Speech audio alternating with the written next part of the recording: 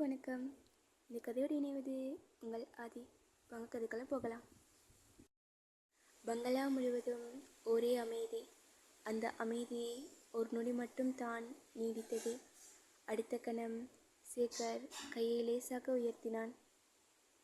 முடிச்சிடுங்க என்ற சேகரின் ஒரு வார்த்தையில் 20க்கும் மேற்பட்ட ஆட்கள் ஒரே நேரத்தில் அர்ஜுனை நோக்கி பாய்ந்தார்கள். ஆனால் அர்ஜுன் அசையவே இல்லை. அவன் கண்கள் மட்டும் ஒவ்வொருவரையும் அயர்ந்து பார்த்தன. அங்கிருந்தவர்களின் முதல் ஆள் கம்பியை உயர்த்தி கொண்டு ஓடி வந்தான்.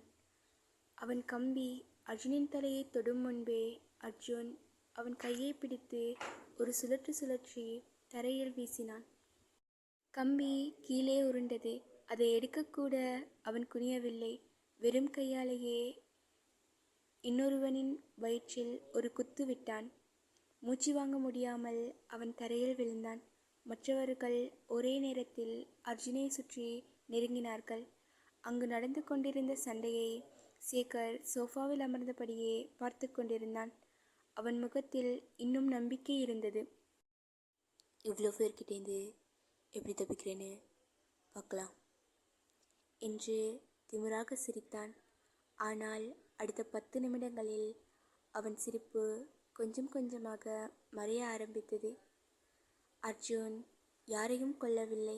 ஆனால் அவன் அடித்த ஒவ்வொரு அடியும் பல வருட கோபம் கலந்திருந்தது.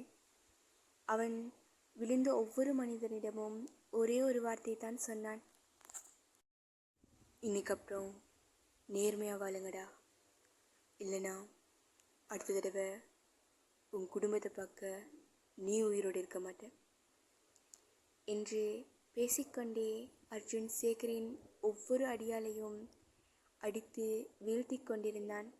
அர்ஜுன் சில நிமிடங்களில் பங்களா ஹால் முழுவதும் தரையில் அடியாட்கள் காயப்பட்ட நிலையில் வீழ்ந்திருக்க, அவர்களுக்கு நடுவில் அர்ஜுன் மட்டும் நின்றிருந்தான். சேகர் அதிர்ச்சியுடன் எழுந்தான். முதல் முறையாக அவன் முகத்தில் பயம் தெரிந்தது. நீ நீ எப்படி என்று சேகர் திக்கித் தடுமாற அர்ஜுன் திமிராக நடந்து சேகரின் அருகே வந்தான். நீங்கள் ஒரு விஷயம் மறந்துட்டீங்க. நான் இவ்வளோ நாள் சண்டை போட்டது ஜெயிக்க தான். ஆனால் இன்றைக்கி நான் போட்ட சண்டை இந்த வாழ்க்கையை முடிக்க என்று அர்ஜுன் கூற, சேகர் பின்னால் நகர்ந்து சென்று மேசையில் கீழ் மறைத்து வைத்திருந்த துப்பாக்கியை எடுத்தான். அர்ஜுன், கிட்ட வராத. ஆனால் அர்ஜுன் நின்று விடவில்லை. ஓ அப்பாவை சுட்ட மாதிரி உன்னையும் சுட்டுடுவேன் என்று சேகர் அர்ஜுனை மிரட்ட, அர்ஜுன் அமைதியாக பார்த்தான். அதுதான் உங்களுக்கும் எனக்கு இருக்கிற வித்தியாசம். நீங்கள் பயத்தால் துப்பாக்கி எடுக்கிறீங்க, நான் நம்பிக்கையால் வெறும் கையோடு வந்திருக்கேன். கோபத்தில் சேகர் ட்ரிகரை அழுத்தினான். டாம் என்ற பெரிய சத்தத்துடன் குண்டு பாய்ந்தது. அதே நேரத்தில் அர்ஜுன் சற்று விலகி தனது இடுப்பில் மறைவாக வைக்கப்பட்டிருந்த துப்பாக்கியை எடுத்து சேகரின் கையை நோக்கி ட்ரிகரை அழுத்த, அது சேகரின் கையை பதம் பார்த்தது. அதே சமயம் சேகரின் துப்பாக்கியிலிருந்து வெளிவந்த குண்டு அர்ஜுனின் தோலை உரசிக்கொண்டு போனது. அர்ஜுன் தனது தோளில் இரத்தம் வடிவதை கூட பொருட்படுத்தாமல் சேகரை நோக்கி பாய்ந்தான். பல வருடங்களாக மனதுக்குள் இருந்த கோபம் அர்ஜுனின் கண்களில் தெரிந்தது. அர்ஜுன் சேகரை தனது கைகளாலேயே சரமாரியாக அடித்தான். சேகரின் முகத்தில் நிறைய இடங்களில் இருந்து இரத்தம் கொட்டியது. அதே நேரத்தில் வெளியே போலீஸ் சைரன் சத்தம் கேட்டது. ரகு உள்ளே வந்தான். அண்ணா, போலீஸ் வந்துட்டாங்க என்று ரகு கூற, அர்ஜுன் மெதுவாக தலையசைத்தான். சேகரை ஒரு பார்வை பார்த்துவிட்டு, ஒன்று நான் அவ்வளோ ஈஸியாக கொல்ல மாட்டேன். நீ செஞ்ச ஒவ்வொரு பாவத்துக்கும் நீ இன்னும் அனுபவிக்கணும் என்று அர்ஜுன் கூற போலீசார் உள்ளே வந்து சேகரை கைது செய்தார்கள். அங்கு வந்திருந்த போலீஸ் அர்ஜுனின் நண்பன்.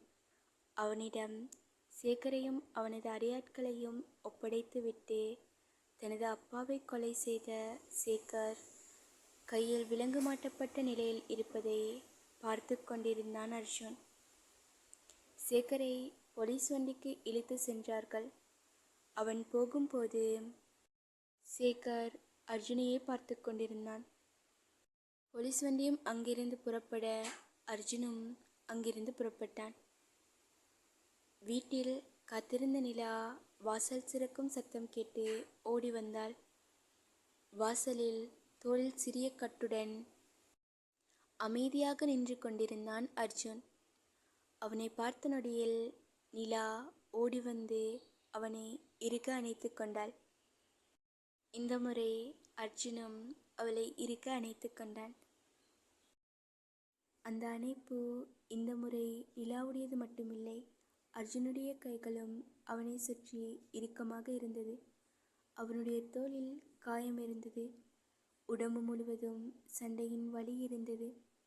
ஆனால் அந்த நொடி அவனுக்கு எதுவும் பெரிதாக தெரியவில்லை. நிலாவின் முகம் அவன் மார்போடு அழுத்தமாக இருந்தது. அவளுடைய மூச்சு வேகமாக இருந்தது. அவள் விரல்கள் அவனுடைய சட்டையை இறுக்கமாக பிடித்திருந்தது.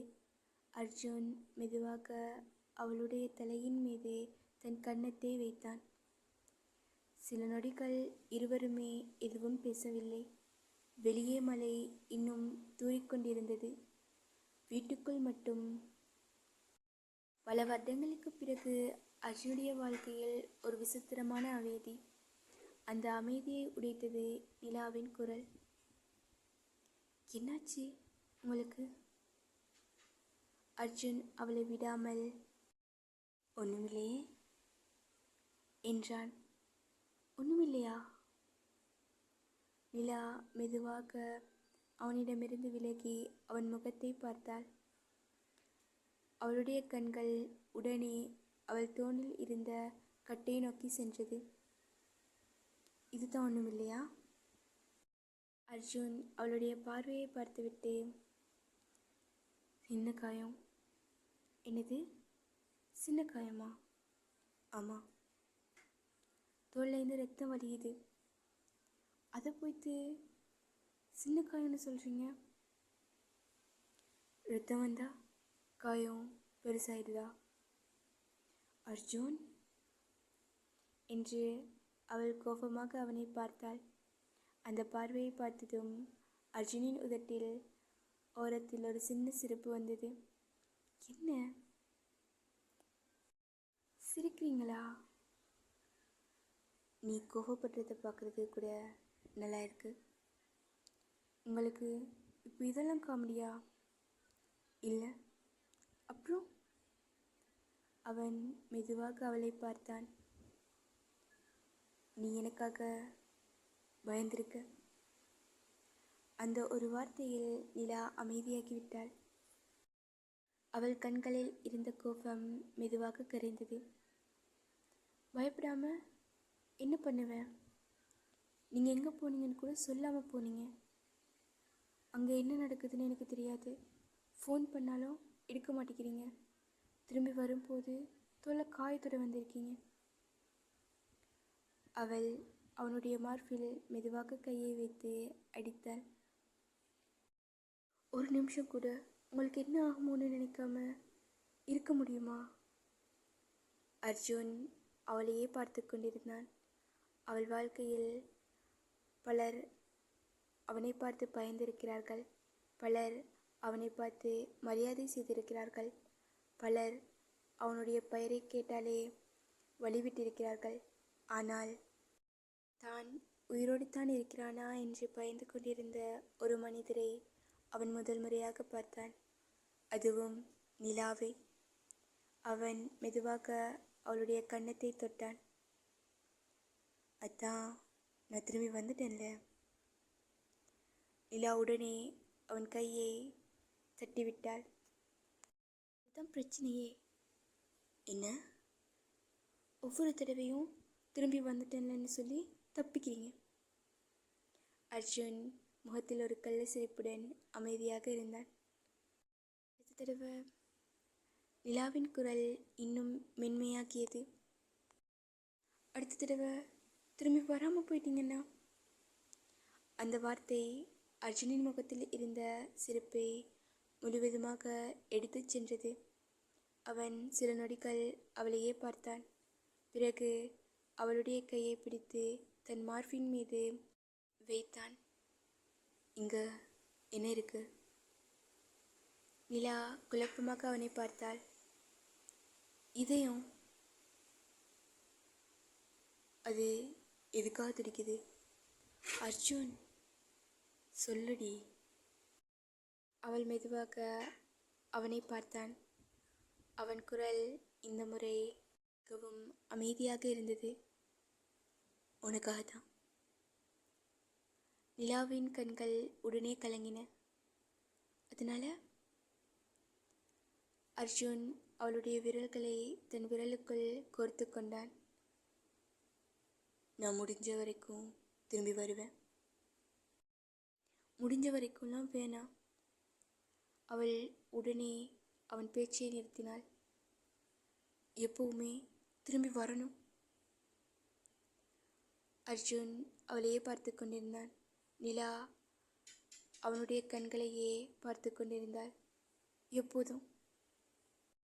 அந்த வார்த்தை அவனுக்குள் எங்கோ சென்றது. அர்ஜுன் மெதுவாக தலையசைத்தான். சரி, வாக்கு தாங்க. வாக்கு தரேன். சும்மா சொல்லக்கூடாது.